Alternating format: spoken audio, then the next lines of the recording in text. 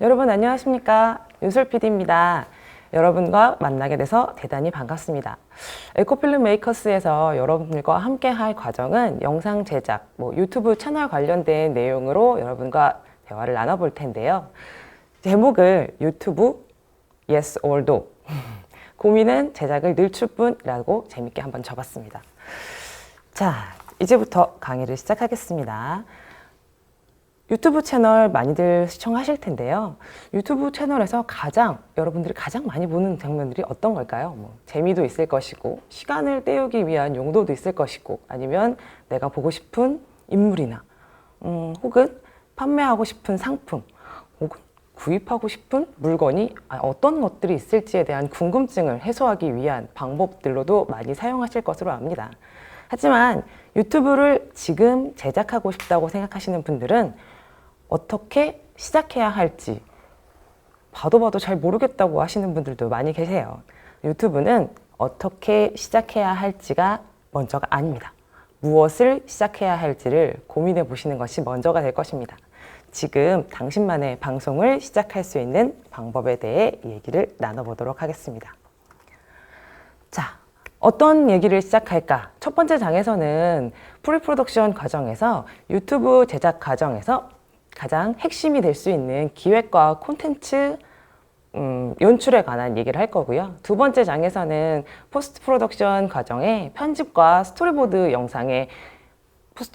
영상의 일관성을 유지하기 위한 톤 앤 매너에 관한 말씀을 드리도록 하겠습니다.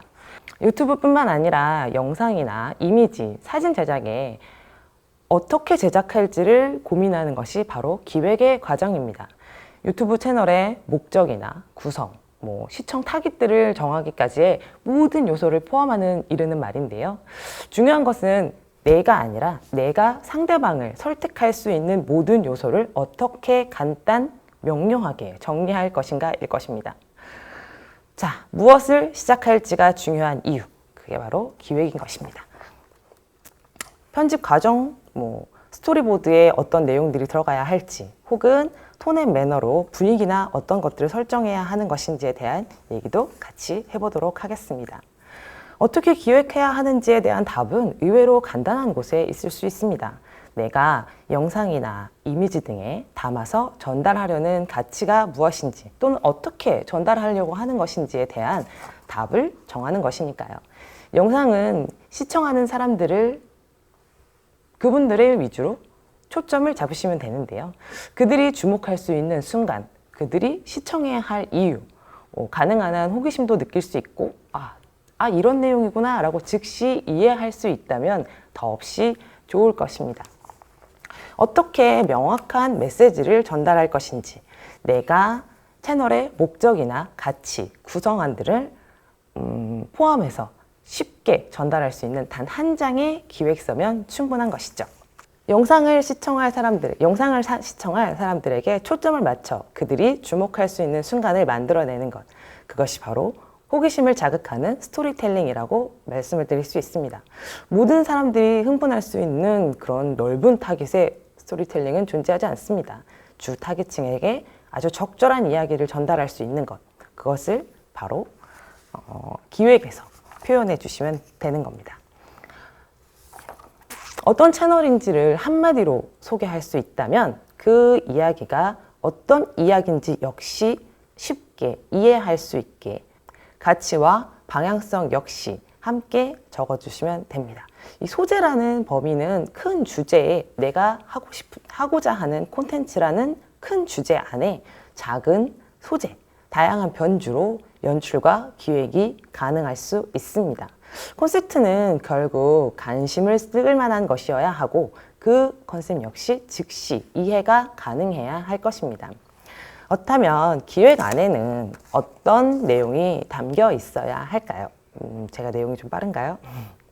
채널명은 주제와 관련된 아주 듣기 쉽고 기억하기 쉬운 이름으로 시작하시는 것이 좋습니다. 유명인들의 채널을 살펴보면 이름 뒤에 간단히 TV로만 설명되는 경우가 많은데요. 유명인 자체가 이미 하나의 브랜드이기 때문에 기억하기 좋고 그들의 일상을 하나의 주제로 묻기 역시 좋기 때문입니다. 카테고리를 분류할 때는 유튜브에서 제공하는 15개의 카테고리 중 하나를 선택하실 수 있습니다. 각각의 동영상에도 개개별로 카테고리를 선정할 수 있지만 내 채널이 추구하는 카테고리를 선정해 두시는 것도 주제를 잃지 않는 좋은 방법이 될 것입니다. 주 타깃층을 선정할 때는 연령이나 직업군, 하나의 관심사를 둔 이들의 시청을 목표로 한다는 간략한 설정으로 보아도 무방합니다. 프로그램에 제작된 영상이 정보 전달이나 재미, 일상, 성장기 등의 목적이 명확해야 구독자가 시청할 수 있는 근거를 제시할 수 있습니다. 마지막으로 업로드 주기를 표현드렸는데요. 영상이 공개되는 요일이나 시간, 제작이 가능해서 공개할 수 있는 그 시간들을 계획을 세워두는 것이 좋습니다. 다음 영상의 제작에도 연관을 미치고요. 업로드 주기가 길어지면 연재성도 떨어지고 구독률도 멀어질 수 있기 때문입니다. 자, 다음은 콘텐츠에 관한 말씀을 드릴 텐데요. 콘텐츠에 담겨야 하는 목적은 두 가지입니다. 내가 이 채널에서 보여줄 것, 내가 이 채널에서 가치를 전달할 수 있는 것. 신선하고 자극적인 소재, 누가 어떻게 했다더라, 혹은 새로운 신작품이 이렇다더라, 이런 내용에 사람들은 쉽게 반응하지만 공감되는 일상에 천천히 움직이는 농작물이 크는 장면, 새들이 산에서 등산하는 장면, 여러 가지 소재들은 시청자들이 깊게 반응하는 아주 소재들이 될 수 있습니다. 콘텐츠에 담겨 있어야 하는 것은 목적과 가치입니다. 신선하고 자극적인 소재에는 시청자들이 쉽게 반응하지만 공감되는 소재에는 깊게 반응한다는 사실을 잊지 마시기 바랍니다. 자발적 미디어가 된 이미 시청자들은 영상을 소비하고 공유하고 이야깃거리가 되어줄 수 있는 콘텐츠를 원하고 있습니다. 제작하려는 영상의 콘텐츠는 전달하고자 하는 가치에 공유하고자 하는 목적을 심어주셔야 하는 것입니다. 신선한 소재, 자극적인 소재, 시청자들은 쉽게 반응하지만은 않습니다. 제작하려는 영상의 콘텐츠는 전달하고자 하는 가치이자 공유하고 싶은 목적이 되어주어야 하는 것입니다. 왜 다른 채널이 아닌 이 채널을 구독해야 하는지에 대한 답 역시 채널의 차별성, 개성에 담겨야 한다고 보면 됩니다. 개성이라는 말을 쉽게 표현하면 이 채널의 차별성과 개성을 같이 묶어서 말씀드렸는데요. 왜 다른 채널이 아닌 이 채널을 구독해야지만 하는 것인가? 유저가 지향하고자 하는 것은 이 채널과 맞는가? 내가 보고 싶은 콘텐츠와 연관이 돼 있는가? 기획 안에 포함되어 있고 그 안에, 범주 안에 포함되어 있는 콘텐츠 안에 들어있으면 되는 것입니다. 채널의 차별성을 정하기가 어렵다면 콘텐츠를 세분화하는 것도 현실적인 방법이 될 수 있습니다. 내용을 좁히면 그만큼 타깃이 분명해지고 그 타깃에 맞는 차별성을 갖게 되는데요. 예를 들어 유튜브 초기에 영화 리뷰 채널은 2주의 신작 영화 혹은 DVD 출시작 정도의 분류였다면 지금은 공포영화, 스릴러, 로맨스, 장르 영화의 리뷰를 자주 찾아볼 수 있습니다.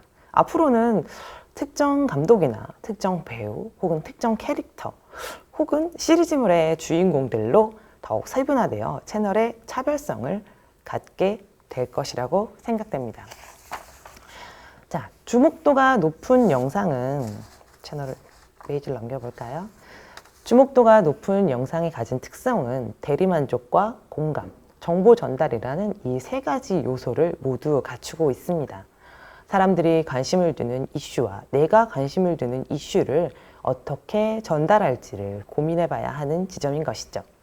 기획과 콘텐츠 선정은 결국 시청자들에게 이야깃거리를 제공하고 그 이야기가 공유의 가치를 가질 때 공감과 교감을 나눌 수 있는 기회를 갖게 되는 것입니다.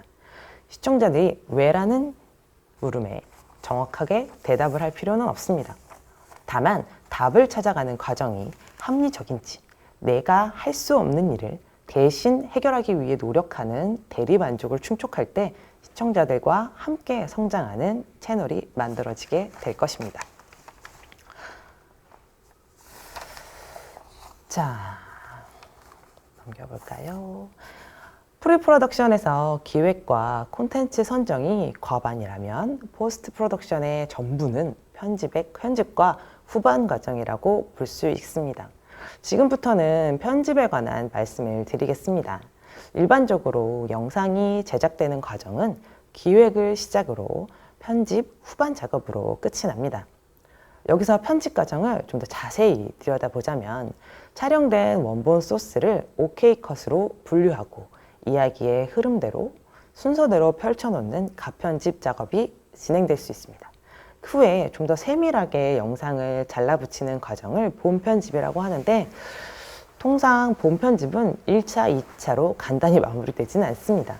수차례의 수정 과정을 거쳐야 하고 이때 새로운 OK 컷이 나오기도 하고 원래 생각했던 영상이 순서가 바뀌기도 하고 영상이 다듬어지는 과정이 마무리가 되면 후반 작업으로 전체적인 색감을 맞추고 필요한 것에 자막을 입히게 되고 효과음과 배경음을 넣어 완성도를 높이는 우리가 시청하는 한 편의 영상이 제작되는 것입니다. 자, 뒤에 거를 먼저 했네요. 전략적인 편집이라는 제목을 달았지만 처음 영상을 제작하다 보면 흔히 하는 실수, 그것만 바로 잡아도 편집이 훨씬 수월해지는 전략임을 말씀드리겠습니다. 찍고자 하는 영상이 지리산 등반 2시간 산행 리얼타임 이런 컨셉하에 진행되는 원테이크 영상이 아니라면 반드시 편집점을 기준으로 샷의 사이즈 혹은 구도를 달리해 찍는 것이 유리할 수 있습니다. 원테이크 영상은 찍을 때는 만족스러울 수 있으나 편집 시에는 쓸 수 있는 그림이 적다는 사실을 반드시 기억하셨으면 좋겠습니다. 기획 당시 생각했던 순서대로 촬영이 진행되는 것이 아닙니다. 촬영의 순서보다는 계획했던 이야기의 순서를 머릿속에 복귀하시길 바랍니다. 사전에 어떻게 찍을지 계획하는 과정, 스토리보드에 관한 말씀을 드리겠지만 급하게 아니면 상황에 맞춰 찍다 보면 놓치는 장면이 발생할 수 있거든요. 앞에 관한 얘기를 다 드렸네요. 자, 그렇다면 어떻게 찍어야 다양한 영상을 찍을 수 있을까요? 장면을 구성하는 가장 기본적인 단위를 샷이라고 부르는데 한 번의 촬영으로 찍은 장면을 뜻합니다. 인물을 중심으로 혹은 얼굴을 중심으로 찍은 장면, 전신을 나눠서 찍는 장면으로 샷의 사이즈를 구별하기도 합니다. 정면을 응시하고 있는 예시를 보여드렸지만 카메라의 각도나 방향에 따라 수많은 사이즈와 다양한 구도를 가진 영상을 찍으실 수 있습니다. 편집 시 바로 사용할 수 있고 자연스러운 영상이 되도록 만드는 몇 가지 방법을 말씀드리자면 인물이 행동하는 중간 과정을 잘라서 다음 행동하는 컷과 이어붙이는 것을 편집점이라고 부릅니다. 예를 들어 인물이 계단에서 넘어지는 장면을 보여줘야 한다면 계단을 내려가는 인물의 모습도 필요하고 발을 헛디거나 넘어지는 장면도 필요하고 놀라는 얼굴, 난간을 잡으려는 손, 넘어지는 장면, 계단을 굴러떨어지는 모습 여러 가지 컷들이 모여야 자연스럽게 인물이 계단에서 넘어지는 장면으로 인식될 수 있습니다. 한 행동이 이어지는 다음 행동으로 앵글과 사이즈가 바뀌어도 한 가지 동작처럼 보이게 하는 것, 그것이 바로 편집점입니다. 만약 계단에서 구르는 장면을 정면에서 하나로만, 한 커트로만, 한 사이즈로만 보여준다면 전혀 실감나지 않는 장면이 되겠죠. 30%의 규칙이라고 표현했는데요. 간단히 설명드리자면 다음 컷으로 넘어갈 때 카메라를 30도 이상 움직인 컷을 연결해야 한다고 말씀드리는 것입니다. 자연스러운 영상을 위해서는 다양한 구도와 앵글이 필요한데요. 앞에서 말씀드린 계단에서 넘어지는 장면을 다시 상상해 보겠습니다. 정면의 인물이 계단을 내려오고 넘어지고 구르고 바닥에 쓰러진다. 실제와 같다면 전혀 실감나지 않는 장면이 될 것입니다. 우리가 보는 것과 영상으로 보는 것의 차이인 것이죠. 자, 시선 처리는 가상선과 함께 설명을 드릴 수 있을 것 같습니다. 시선 처리와 가상선은 인물들이 대화를 나누는 장면에서 많이 사용되는 방법입니다. 두 사람 혹은 여러 사람이 서로 대화를 나누는 것은 알고 있지만 인물들의 시선이 일관성 없이 방향이 바뀐다면 대화의 내용도 인물들이 놓인 상황에도 집중할 수 없습니다. 그래서 일정한 방향의 가상선을 만들어 인물이 바라보는 시선과 대화의 방향을 일치시켜주는 것입니다. 인물들의 구도나 앵글이 바뀌어도 연결이 자연스럽도록 말이죠. 자, 클로즈업과 인서트, 화이트 밸런스에 대해서 제가 간략하게 말씀을 드리자면 인물의 감정을 시각적으로 전달하는 표현이 바로 클로즈업입니다. 감정뿐만 아니라 정보를 제공하기도 하고 분위기를 전달하는 데 효과적으로 사용할 수 있습니다.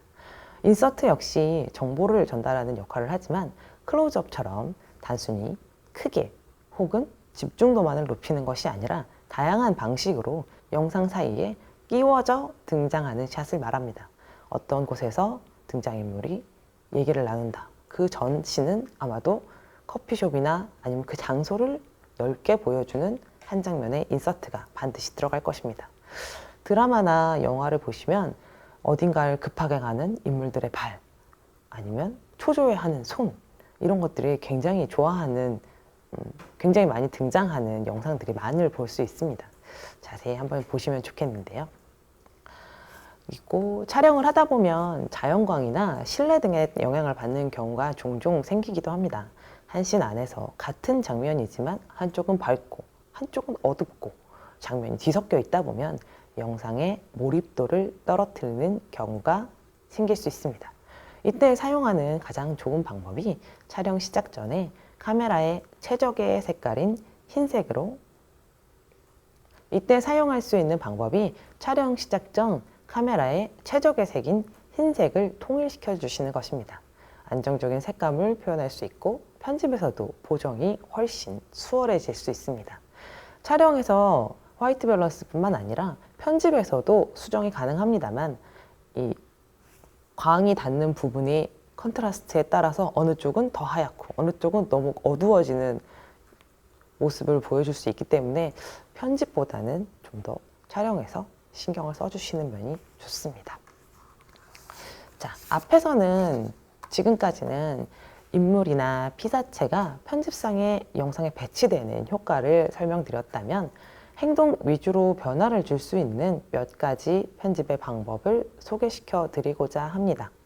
화면 속에서 인물들이 주고받는 대화, 행동에는 반드시 리액션이 따라야 합니다.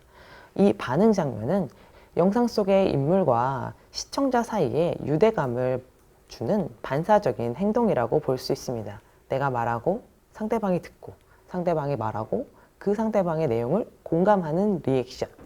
간단하게 말씀드리면 영상 속의 인물이 어떤 행동을 취했을 때 그에 반응하는 상대방의 반응이 없다면 혹은 상대의 리액션을 보여주지 않는다면 굉장히 밋밋한 화면이 될 수밖에 없으니까요. 자, 장면 전환과 점프 컷, 평행 편집, 교차 편집 모두 인물의 사건과 배치를 어떻게 달리 하느냐에 따라 다양한 영상을 제공할 수 있습니다. 편집으로 주로 나타나기도 하지만 현장에서도 굉장한 계획하에 촬영이 돼야 됩니다. 공포영화나 스릴러 장면에서 주로 사용하는 점프컷은 시간이나 인물의 동작을 생략시켜 긴장감을 끌어올리는데 사용되어지기도 합니다. 평행이나 교차 편집은 두 가지 이상의 연관된 장면을 각기 다른 장소에서 일어나는 사건과 연관시키는 것입니다. 같은 장소, 다른 시간대를 연결한다든지 같은 시간, 다른 장소를 연관시켜 앞으로 전개될 사건을 이어주는 역할을 합니다. 공포영화에서 누군가를 쫓는 형사, 도망치는 범인, 같은 장소지만 다른 시간대. 많이 보는 장면들은 쫓고 쫓기는 장면에서도 많이 사용되기도 하고요. 아니면 어떤 물건을 두고 사라지고 잃어버리고 뭐 이런 것들을 한 장소에서 벌어지는 장면으로 사용하기도 합니다.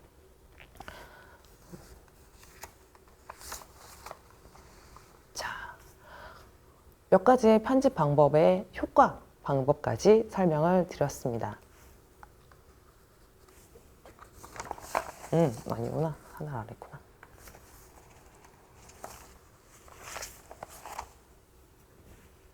슬로우 모션과 패스트 모션은 익숙하게 많이 들어보신 기법 중에 하나일 겁니다. 영상의 재생 속도를 실제보다 느리거나 빠르게 나타내서 긴장감과 몰입도를 높여주는 효과를 갖습니다. 한 장면 안에서 다양한 시간의 변화를 주는 기법을 사용하기도 합니다. 같은 장면 안에서 인물이 느끼는 시간의 변화가 다를 수 있기 때문에 영상을 제작하는 크리에이터의 연출에 따라 다양한 표현이 가능하기도 합니다. 자, 스토리보드에 관해서 말씀을 드리자면 어떤 이미지로 어떻게 표현할지를 간략하게만 표현할 수 있으면 스토리보드는 제 역할을 모두 다 한 것입니다. 어렵게 생각하실 필요는 없는데요. 제작하려는 영상이 짧아도 저는 스토리보드가 꼭 필요하다고 생각하는데 어떤 이미지를 어떻게 표현할지 순서, 구성, 방법, 어떻게 촬영할까 대략적인 그림으로 표현하는 것이 스토리보드이죠. 콘티라고 부르기도 합니다. 사진처럼 정확한 그림보다 내가 어떻게 찍겠다는 요지만 드러낼 수 있다면 충분합니다. 주요 장면을 텍스트로 작성하고 그 텍스트로 작성된 이야기를 영상 속, 내 머릿속의 이야기의 흐름대로 구성하고 그 구성에 세부사항을 적고 이런 때는 이런 자막이 들어가면 좋겠다. 이런 상황이 필요하면 연출되면 더 좋겠다. 이렇게 큰 장면에서 작은 사이즈로 들어가면 더 예쁘겠다 혹은 어울리겠다라는 그런 모든 것들이 들어있으면 되는 겁니다. 묘사한 내용을 토대로 그림으로 제작하기도 하고요. 사진으로 유사한 이미지가 있다면 사진으로 스토리보드를 만드셔도 됩니다. 자, 제가 예시로 두 가지 스토리보드를 가지고 왔는데요. 첫 번째 보여드리고 있는 것은 단편영화 비둘기라는 작품의 스토리보드입니다. 보시면 제목과 씬 넘버 그리고 몇 번째 커트에서 이런 행동, 니샷, 편각, 7초 이런 식으로 구성이 촬영이 어떻게 되면 좋겠다라는 내용들 문틈이 줄어들면 좋겠다. 행동에 대한 지시사항들이 적혀 있습니다.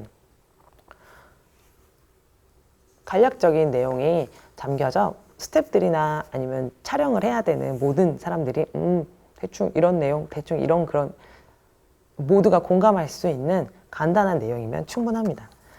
다음으로 보실 콘티는 뮤직비디오 사랑하지 말 것을입니다. 유튜브에서도 찾아보실 수 있으니까요. 비교해 보시면 좋을 것 같은데요. 영상 속의 장면, 씬 넘버, 각 장면의 설명이나 카메라 앵글 등에 대한 내용이 적혀 있습니다. 콘티를 작성할 때 머릿속의 이미지를 텍스트화 시켜서 순서대로 정리하고 각 장면에 담겨야 할 세부 내용, 이 내용을 토대로 그림으로 표현해서 연출하고자 하는 주요 포인트만 담겨져 있으면 됩니다. 미리 콘티를 작성하는 것은 편집 시에 시행착오를 줄일 수 있고 촬영 시에 꼭 필요한 장면 위주로 제작할 수 있어 제작 시간 역시 줄일 수 있는 효율적인 방법입니다. 이번 내용은 톤 앤 매너에 관한 얘기입니다. 효과적인 메시지를 전달하기 위해서는 영상의 표현을 일관성 있게 설정하는 것 또한 중요합니다. 일관되고 지속적이고 비슷한 스타일의 스토리, 인물, 제품군을 강조하는 것이죠. 일반적으로 비슷한 색감이나 분위기, 표현 등을 톤 앤 매너라고 하는데요. 보다 효과적인 메시지를 전달하기 위해 컨셉과 톤을 유지하는 것을 포함합니다. 제품이나 채널 브랜딩 역시 이에 포함되는데요. 화면에 보이는 것은 화장품 브랜드 인스타그램 속 이미지 중 일부입니다. 제주와 에코라는 지속적인 컨셉으로 인스타그램을 적극 활용하고 있습니다. 유튜브를 검색 기반으로 하는 설명 위주의 플랫폼이라면 인스타그램은 단 한 장의 사진으로 표현해야 하는데요. 기업이나 채널 브랜드의 각인 효과는 인스타그램이 보다 효과적일 수 있습니다. 통일된 메시지를 이미지로 제작하는 데는 고민이 많이 필요한 것도 사실입니다. 자, 다음은 맥도날드 달걀 아시죠? 패스트푸드 전문점이고 로고의 컬러는 노란색입니다. 계절이나 혹은 특별한 기념일에 맞춰 이미지를 변화시키면서도 자신들의 대표 색감인 대표 색감 자체를 이미지화 시킨 사례입니다. 색감으로 분위기를 표현, 톤을 유지하고 강조와 각인 효과를 가져옵니다. 톤 앤 매너는 영상, 이미지, 채널 곳곳에서 사용할 수 있습니다. 눈에 띄는 로고를 사용한다거나 추구하는 콘셉트 안에 분위기를 유지하는 건 역시 메시지의 전달 효과를 얻을 수 있습니다. 제가 편집을 시작하시는 분들에게 혹은 영상을 제작하시는 분들에게 드리는 팁이 있다면 자신이 좋아하는 영화 혹은 드라마 혹은 예능 그 무엇도 상관없지만 한 회차만을 꾸준히 반복해서 시청하시기를 권해드립니다. 처음에는 연출자가 심어놓은 재미 혹은 배우들의 행동, 액션, 대사 이런 것들만 보이게 되겠지만 계속 꾸준히 한 회차만을 반복해서 시청하시다 보면 나중에는 다음 장면이 연결, 컷, 다음 장면에 편집점, 다음 장면에 구도, 다음 장면에 카메라의 변화 이런 것들이 서서히 보이시기 시작할 겁니다. 아, 이런 장면에 이런 인서트, 이런 장면에 이런 클로즈업, 바스트 다음에 다음 장면은 인물의 뒷모습이라든지 컵을 만지작거리는 손이라든지 이곳이 찍히는 배경이라든지 여러 가지 것들이 하나둘씩 보이시기 시작할 겁니다. 연출자들이 심어놓은 다음 회차에 대한 예고 역시 보이실 수 있습니다. 이런 것들을 꾸준히 보시다 보면 내가 영상을 만들 때 이런 장면을 넣으면 좋겠다. 혹은 내가 다음번에 촬영할 때는 이런 식의 구도를 쓰면 좋겠다라는 계산이 쓰시게 될 겁니다. 영상을 많이 찍으시는 것도 중요하지만 많이 보시는 것 또한 중요한 방법이 됩니다. 다음 시간에는 영상의 마지막 디테일인 썸네일과 제목 그리고 효율적인 자막에 관한 내용과 크리에이터라면 반드시 알고 넘어가야 할 저작권에 관한 내용으로 여러분과 함께 하겠습니다. 감사합니다. 여러분 안녕하십니까? 에코필름 메이커스 클래스에서 여러분을 만나게 된 윤술 PD입니다. 여러분 유튜브 많이 보시죠? 유튜브 보실 때 어떤 내용들을 주로 찾아보시나요? 저는 어린이 프로그램부터 시작해서 요즘 유행하는 인기 탭에 있는 영상들을 자주 보는 편입니다. 어떤 내용들은 이런 생각을 아니면 이런 신기한 것을 이렇게 재밌는 영상들도 있지만 정보를 정말 충실하게 전달해주는 채널들도 많이 있더라고요. 여러분들께서 영상을 제작하신다면 어떤 내용으로 제작을 하고 싶으실까요? 하고 어떤 걸 주로 보실까요? 같이 한번 유튜브나 영상 제작에 관한 말씀을 나눠보도록 하겠습니다.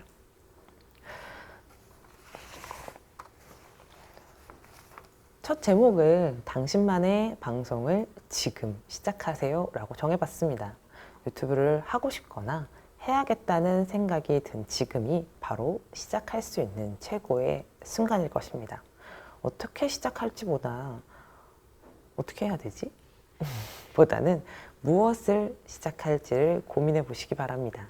채널을 키우기 위해 가장 기본적이고 필수적인 전략은 지금, 당장 시작하는 것입니다.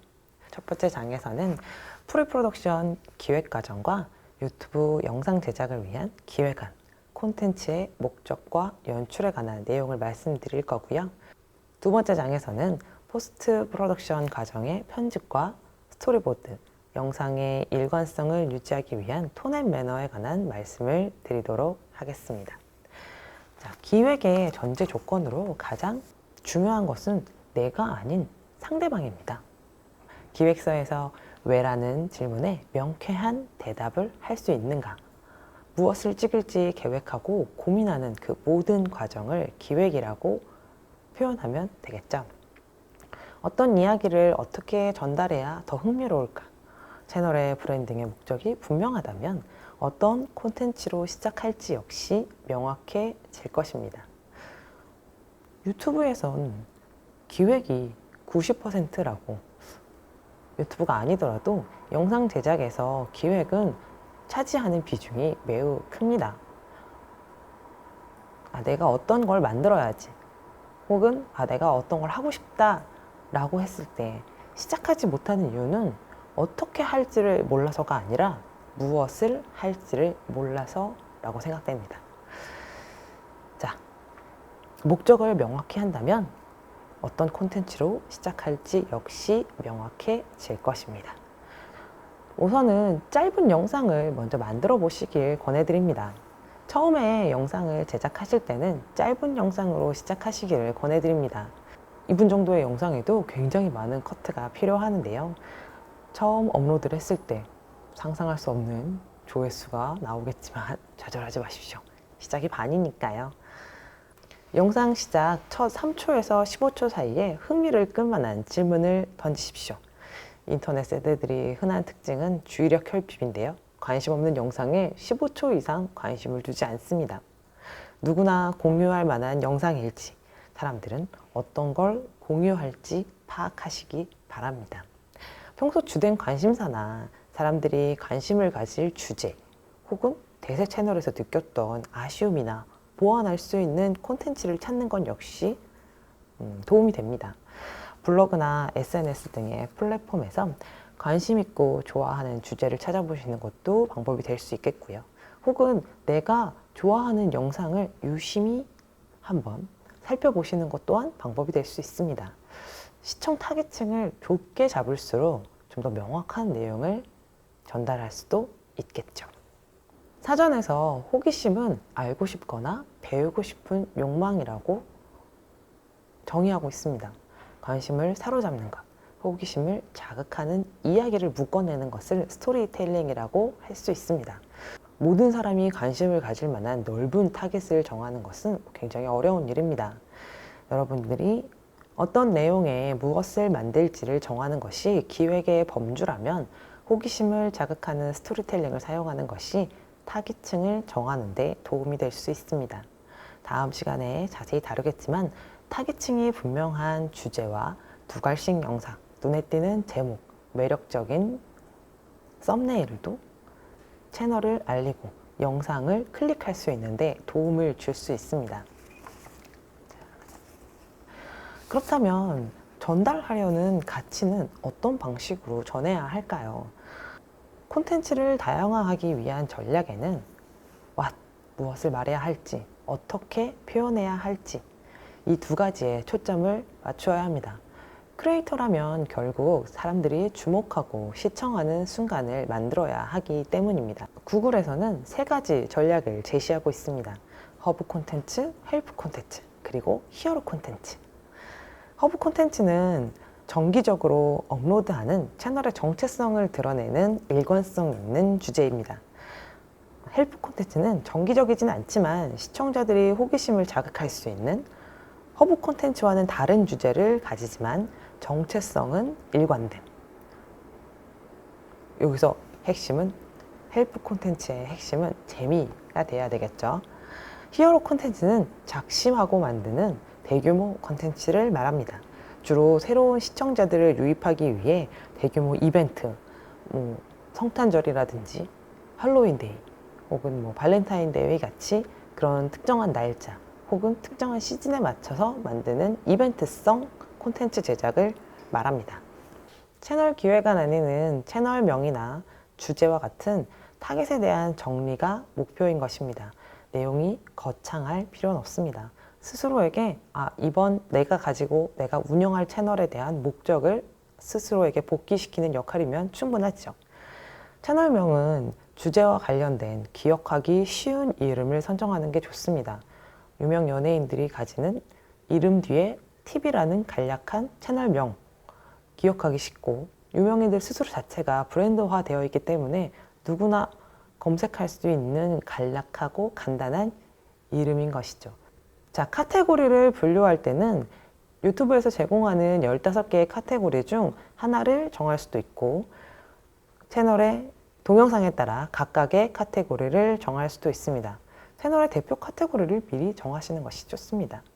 채널의 소개를 한마디로 소개할 수 있어야 하는데요. 주 시청층을 전할 때는 연령이나 직업군, 하나의 관심사를 둔 이들의 시청을 목표로 한다는 간략한 설정만으로 보아도 무방하실 겁니다. 업로드 주기는 영상이 공개되는 요일이나 시간, 실현 가능한 계획을 세워두는 것이 좋습니다. 제작에 걸릴 수 있는 시간 혹은 업로드 주기가 길어지면 연재성도 떨어지고 독자의 관심에서 멀어질 수 있기 때문에 처음 계획에서 일주일에 1회 혹은 2회 혹은 사이즈가 큰 영상의 경우 2주에 1회 같은 꾸준한 연재성이 필요합니다.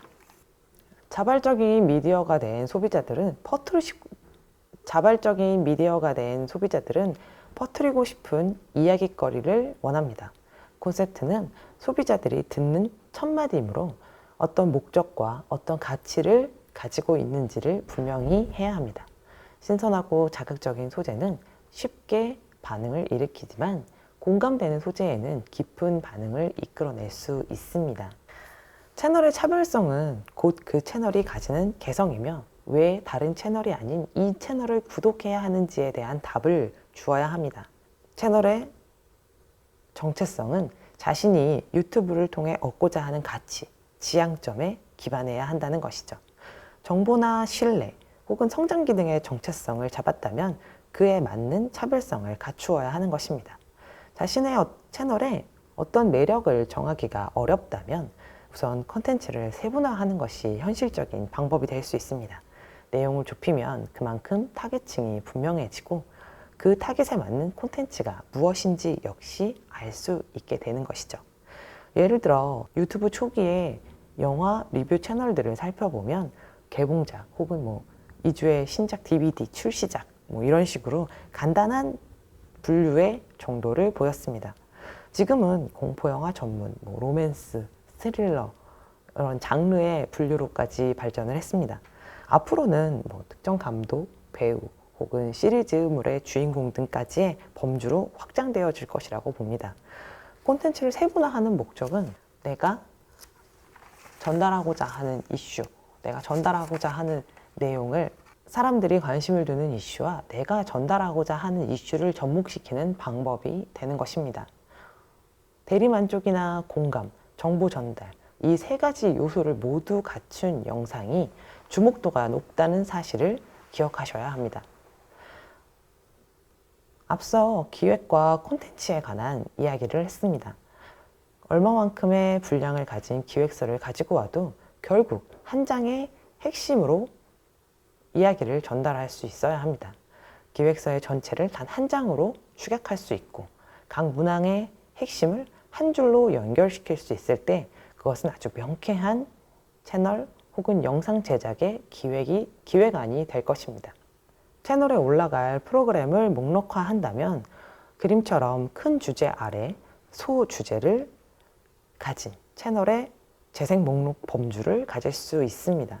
전체적인 주제를 해치지 않고 내 캐릭터도 유지 혹은 연계하면서 영상을 계속 만들어낼 수 있어야 합니다.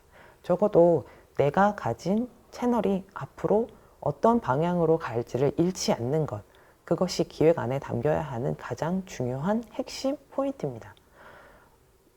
하나 두 개의 영상으로 채널을 마무리하실 게 아니라면 3년 뒤에 혹은 몇 개월 뒤에 내 채널은 어느 위치까지 갈 것인가, 어떤 위치까지 가고 싶은가에 대한 상상을 끊임없이 해보시기를 바랍니다.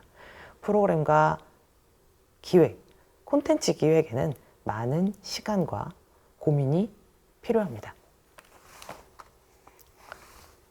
자, 이제는 포스트 프로덕션에 해당하는 영상 편집에 관한 말씀을 드리겠습니다. 촬영이 종료된 후 완성된 결과물이 나올 때까지의 모든 과정을 포스트 프로덕션이라고 합니다. 촬영된 영상이 어떤 순서로 편집이 진행되고 편집의 기능적 효과들에 대해 한번 이야기해 보겠습니다. 영상 제작의 대략적인 순서는 기획으로 시작해서 후반 작업을 거쳐 완성되는 통상적인 과정을 거치게 됩니다. 그 중에서 편집은 가장 더디고 가장 공이 많이 가지만 가장 만족스럽지 못한 과정이기도 합니다. 촬영된 영상이 하나의 모습을 갖추는, 완성시키는 가장 중요한 단계이기도 합니다. 편집이 시작된 후 준비가 됐다면 미리 작성된 대본이나 콘티의 순서에 따라 OK 컷을 배열하고, 이것을 순서 편집 혹은 가편집이라고 표현하는데요. 인물이나 제품, 피사체의 움직임에 앞뒤 여유를 두고 배열해서 전체적인 큰 그림을 완성시키는 것을 가편집이라고 합니다. 후에 좀 더 세밀하게 영상을 잘라내고 붙이는 과정을 본편집이라고 합니다. 통상 본편집은 1차, 2차로 마무리되지 않습니다. 수차례의 수정 과정이 필요하고요. 새로운 OK 컷이 만들어지기도 하고, 뒤에 말씀드릴 미리 계획했던 스토리보드의 내용과 달라지기도 합니다. 영상이 다듬어지는 과정이 마무리되면 후반 작업으로는 색감도 맞추고 자막도 입히고 효과음도 넣고 배경음까지 넣어야 하는 잔손이 많이 가는 작업이기도 합니다. 영상 제작자들이 밤샜다는 얘기 많이 들어보시죠? 아마 만드시기 시작하면 이게 무슨 말이구나 금방 공감하실 수 있을 겁니다. 자, 전략적인 편집이라는 제목을 달았지만 처음 영상을 제작하다 보면 할 수 있는 흔한 실수, 그것만 바로잡아도 편집이 훨씬 수월해지는 전략임을 미리 말씀드립니다. 찍고자 하는 영상이 지리산 등반, 리얼타임 이런 컨셉하에 진행되는 게 아니라면 원테이크 영상은 찍을 때는 만족스럽지만 정작 편집할 때는 쓸 수 있는 그림이 많이 없는 결과물만 나올 수 있습니다. 반드시 편집점을 기준으로 샷이나 구도, 사이즈를 달리해서 조각내서 찍는 것이 나중에 쓸 수 있는 그림이 많겠죠. 기획 당시 생각했던 순서대로 촬영이 이루어지지 않습니다. 그 상황에 맞춰서 상황에 따라 촬영을 진행하다 보면 빠지고 지나가는 그림도 있고요. 찍었어야 되는데 놓치는 장면도 있습니다. 반드시 편집점을 기준으로 샷의 구도, 사이즈를 달리해서 찍는 것이 유리합니다. 원테이크 영상은 찍을 때는 만족스러울 수 있으나 편집 시에는 쓸 수 있는 그림이 적다는 것을 기억해 주시기 바랍니다. 기획했던 당시 생각했던 순서대로 촬영이 진행되는 것이 아닙니다. 촬영의 순서보다는 계획했던 이야기의 순서를 머릿속에서 복기하시기를 바랍니다. 어떻게 찍을지 보다는 어떤 결과물이 나올지를 머릿속에서 계속 생각하시면 현장에서 놓치는 장면 없이 모든 영상을 찍으실 수 있습니다. 자, 그렇다면 편집에는 어떤 방법과 법칙들이 있을지, 어떤 앵글과 소스를 사용할 수 있을지 얘기를 한번 나눠보도록 하겠습니다. 장면을 구성하는 가장 기본 단위를 샷이라고 합니다. 여기는 정면을 바라보고 있는 인물을 예시로 드렸는데요.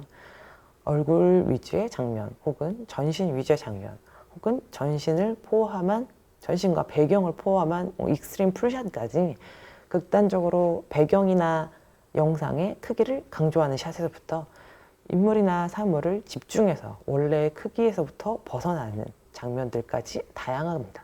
카메라의 구도 역시 같은 눈높이에서의 아이 레벨, 올려다보고 내려다보고, 더 멀리서는 요즘엔 드론들도 많이 촬영을 하니까요. 편집을 시작하는 분들에게 꼭 추천하고 싶은 방법은 내가 좋아하는 드라마나 혹은 영화 하나를 여러 번 반복해서 볼 것을 권해드립니다. 처음에는 인물과 이야기만 보인다면 점차 영상이 어떻게 이어지는가, 어떤 식으로 만들어졌는지, 영상 속 인물들의 액션과 리액션이 어떻게 표현되는지가 보일 것입니다. 바로 이 반복 시청 안에 편집의 법칙이 녹아 있습니다. 여러 번 보시길 꼭 권해드려요. 기본적으로 장면의 구성의 최소 단위를 샷이라고 하는데요. 인물이 극단적으로 작게 보이는 장면에서부터 배경이나 영상의 크기를 강조하는 샷까지, 아니면 원래 크기에서 벗어나는 장면, 혹은 카메라의 눈높이, 카메라의 높낮이에 따라 여러 가지 다양한 앵글을 사용하실 수 있습니다.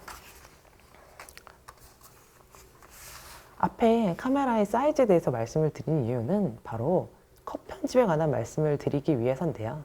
컷과 컷의 연관성을 우선해서 아주 간략하게 의미를 전달하는 편집법을 말합니다. 앞에 가편집 혹은 모편집에서도 영상에서 인물 혹은 피사체의 움직임에 따라서 컷과 컷을 이어붙이는 장면 모두 이 범주 안에 들어갑니다. 이 범주 안에서는 행동과 행동을 이어붙이는 편집점 역시 포함해서 설명드릴 수 있는데요. 인물이 행동하는 중간 단계, 그리고 다음 행동의 중간 단계를 이어붙이는 방법을 편집점이라고 합니다. 만약 인물이 계단에서 넘어지는 장면을 보여줘야 한다면 계단을 내려가는 전체 장면, 혹은 상반신, 혹은 계단 밖에 창문 밖을 내다보는 장면, 발을 헛디디는 모습, 놀라는 얼굴, 난간을 잡으려는 손의 장면, 그리고 넘어지는 장면, 계단을 굴르는 모습, 그리고 계단 끝에 계단에서 굴러 넘어져 계단 끝에서 부딪히는 장면, 이 모든 것들이 한 장면 안에 담겨야 영상으로 봤을 때 저 사람이 계단에서 굴렀구나 라는 걸 보다 실감나게 표현할 수 있습니다.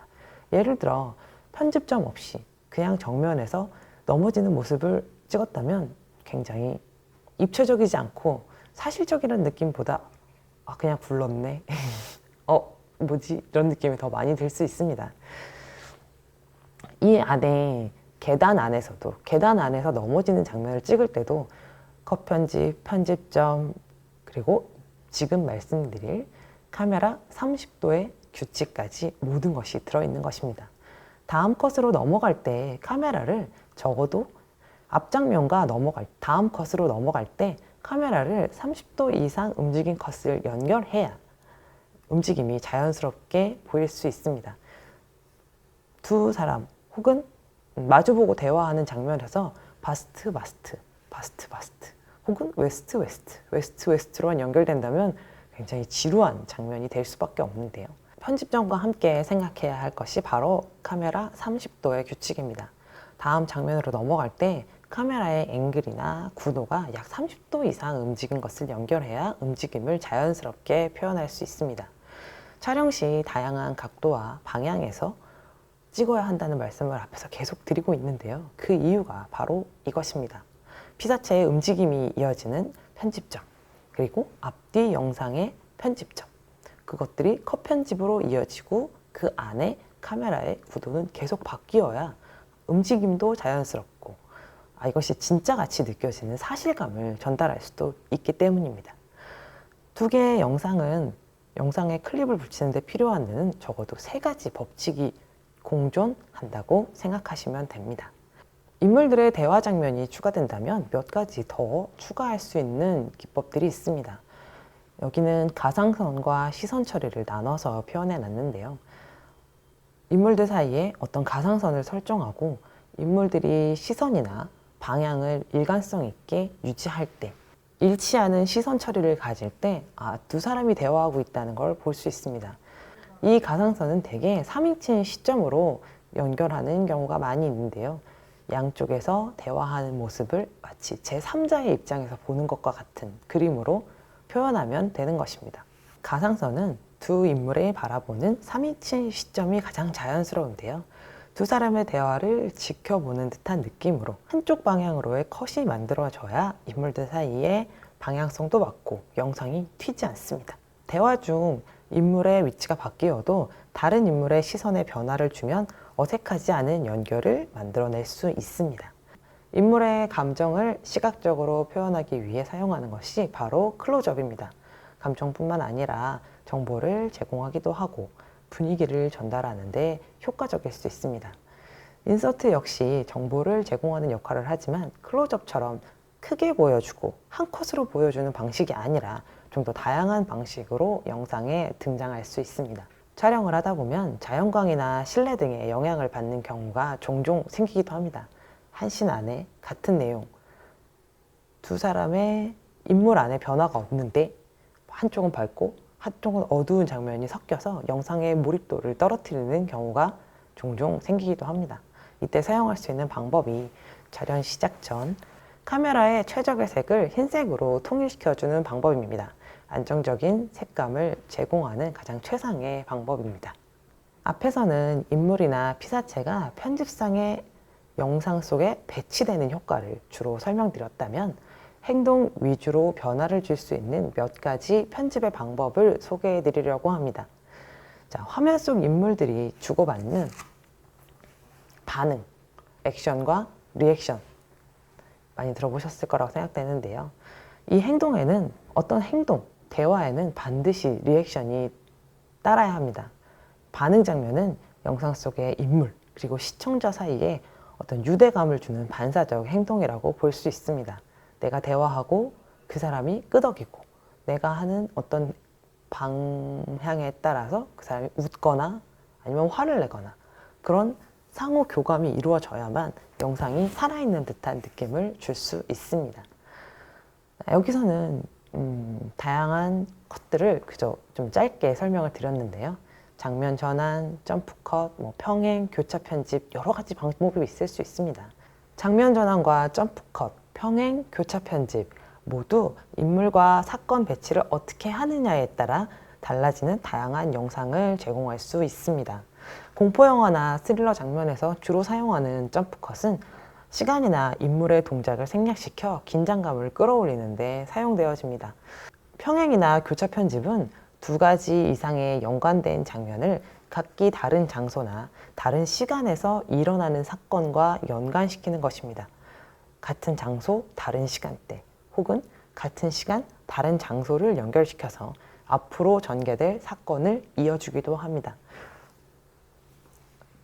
추적하는 형사 혹은 도망가는 범인 혹은 제품의 리뷰에서 내가 지금 사용하고 있는 제품 구체적으로 노트북 정도를 예를 들어 볼까요? 지금 사용하고 있는 노트북과 신제품 지금 사용하고 있는 노트북과 신제품의 다른 점을 각각 비교할 때 장면 전환을 사용하기도 하고 혹은 점프 컷으로 동작을 생략시키기도 합니다. 내가 지금 사용하고 있는 물건이 앞으로 어떻게 된다, 어떤 모습으로 변했다라는 리뷰 역시 점프 컷으로도 사용하실 수 있습니다. 가장 흔하게 사용하는 장면이 앞과 뒤의 맥락을 중간을 잘라내는 것이니까요. 자, 평행 교차 편집에 대해서 잠시 짧게 설명을 드렸는데요. 이런 장면은 크리에이터가 연출에 따라 다양하게 표현하실 수 있습니다. 각각의 장면을 같이 이어붙일 수도 있고 혹은 내가 하고 있는 행동과 상대방이 하고 있는 행동을 한 화면 안에 분할 화면으로도 사용하실 수 있습니다. 같은 자리를 누가 지나가고 그 뒤에 다시 지나가고 같은 시간대에 동시에 일어나는 모습 또한 얼마든지 연출이 가능할 것입니다. 슬로우 모션과 패스트 모션은 모두 익숙한 기법입니다. 영상의 재생 속도를 실제보다 느리거나 빠르게 나타내서 긴장감과 몰입도를 높여줄 수 있습니다. 한 장면 안에서 다양한 시간의 변화를 주는 기법이 사용되기도 합니다. 같은 장면 안에서 인물들이 느끼는 시간의 변화가 각각 다를 수 있기 때문에 영상을 제작하는 크리에이터의 입장에선 연출을 좀 더 다양하게 표현할 수 있는 장점이 있습니다. 제작하려는 영상이 짧아도 반드시 필요한 것은 스토리보드입니다. 어떤 이미지로 표현할지, 어떻게 구성할지, 그 내용 안에 어떤 자막을 사용했으면 좋겠다라는 세부적인 표현까지 사용할 수 있는 것이 바로 스토리보드입니다. 흔히들 콘티라고도 부르기도 하죠. 어떻게 찍겠다는 요지만 들어있으면 그림이든 사진이든 혹은 텍스트로 이루어져 있어도 크게 상관은 없습니다. 사진처럼 정확한 스토리보드보다는 대략적으로 알아볼 수 있으면 제 역할을 충실히 하는 것입니다. 주요 장면을 텍스트로 작성한다거나 영화 속 이야기를 흐름대로 구성해 영화 속 이야기의 흐름을 구성하기도 하고 장면 표현을 위한 세부 사항을 작성해 두면 편집 시 요긴하게 사용하실 수 있습니다. 그 현장에서 촬영할 때 이런 자막 이렇게 표현하면 좋겠다라는 그런 변화되는 내용들까지 포함하시면 됩니다. 제가 준비한 스토리보드는 두 가지인데요. 첫 번째 보고 계신 장면은 단편 영화 비둘기에서 실제로 사용한 콘티입니다. 스토리보드라고 써 있네요. 첫 번째 제목, 씬 넘버, 그리고 그 씬에서 해야 할 몇 번째 컷, 그 씬에서 넘어가야 할 몇 번째 컷, 이런 커트 안에 내용은 이렇고 카메라는 이런 사이즈였으면 하고, 그리고 연출, 뭐 문틈이 줄어든다든지 얼굴에 빛이 새겨지길 바란다든지 뭐 이런 식의 간략한 코멘트들이 있습니다. 그림은 대략적이면 되죠. 이 콘티는 뮤직비디오 영상의 거의 첫 번째 부분에 나오는 장면인데요. 유튜브에서 한번 이 뮤직비디오를 찾아보시면 얼마나 다른지 아니면 얼마나 같은지 느껴보실 수 있지 않을까 이런 생각을 해봅니다. 역시 마찬가지로 씬 넘버와 장소, 그리고 카메라가 움직였으면 하는 구도, 옆에 간략한 설명, 이런 그림 대충 표현되어 있는 그림입니다. 그림을 보면 대충 이런 그림이구나, 이런 식의 구도를 찍었으면 좋겠구나, 이런 느낌이구나 감이 오실 거라고 생각이 됩니다. 스토리보드의 내용은 거창할 필요는 없습니다. 그죠? 어떻게를 전달할 수 있는 기능적 요소로 생각하시면 됩니다. 미리 콘티를 작성하는 것은 편집 시에 시행착오를 줄일 수 있고 꼭 필요한 장면을 촬영할 수 있고, 그리고 필요한 장면 위주로 제작하다 보면 시간 역시 줄일 수 있기 때문에 머릿속에서 미리 이런 식으로 촬영을 해야겠다라거나 이런 식으로 표현해야겠다라는 구성을 하는 것입니다. 거창할 필요도 없고 너무 예쁘게 아니면 너무 자세하게 그릴 필요가 없습니다. 나만 알아볼 수 있으면 되는 것이죠. 제가 예전에 사용했던 스크립 페이퍼에는 이 비둘기 정화 장면 안에 정말로 실제로 비둘기 타이트샷이 있었는데 모든 사람들이 병아리라고 말씀하셨던 장면도 있습니다. 나 왜 이런 말 하지? 효과적인 메시지 전달을 위해 영상의 표현을 일관되게 설정하는 건 역시 이 톤 앤 매너의 범주 안에 들어갑니다. 제품이나 채널 브랜딩 역시 이것 안에 포함이 되는 내용입니다. 화면에 보이는 것은 화장품 브랜드의 인스타그램 속 이미지 중 일부입니다. 제주와 에코라는 지속적인 컨셉으로 인스타그램을 적극 활용하고 있습니다. 유튜브가 검색을 기반으로 하는 설명 위주의 플랫폼이라면 인스타그램은 단 한 장의 사진으로 표현하는 플랫폼입니다. 기업이나 채널 브랜딩의 각인 효과는 인스타그램이 훨씬 효과적일 수 있습니다. 맛있는 케이크를 만드는 방법에 대해서 재료를 준비하고 어떤 재료가 들어가고 어떤 방법으로 어떤 과정을 거쳐 어떤 케이크가 만들어지는지를 설명하는 것이 유튜브라면 완성된 정말 맛있어 보이는 케이크 사진 한 장으로 이미지를 각인시키는 역할을 하니까요. 브랜드에서도 혹은 기업 혹은 채널에서도 마찬가지인데요. 이 각인 효과를 가지기 위해 통일된 메시지를 제작하는 것은 많은 고민이 필요한 것도 사실입니다. 자, 다음은 보시면 아시겠지만 맥도날드의 인스타그램입니다. 색감이 분위기를 강조하는 역할을 하고 영상 안에 어떤 음식물, 어떤 음식물이구나 라는 표현보다 너무 예쁘다 라는 표현을 가질 수 있게 이 분위기를 간접 전달하는 효과를 가지고 있습니다. 맥도날드의 로고 컬러는 노란색입니다. 계절 혹은 기념일, 여러 가지 행사에 맞춰 이미지를 변화시키면서도 자신의 대표 컬러인 색감 자체를 이미지화한 사례입니다. 색감으로 분위기와 톤, 표현을 유지함으로써 강조와 각인 효과를 가져오는 것입니다. 톤 앤 매너는 영상, 이미지, 채널 여러 곳에서 곳곳에서 사용하실 수 있습니다.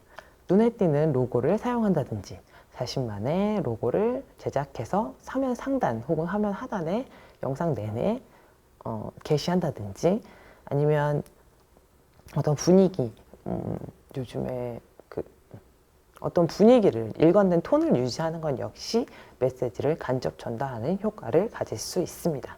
다음 시간에는 영상의 마지막 디테일인 썸네일과 자막, 그리고 제목에 관한 말씀과 크리에이터라면 반드시 알고 넘어가야 하는 저작권법, 컨텐츠 아이디에 관한 여러 가지 말씀을 드리도록 하겠습니다. 여러분, 고맙습니다.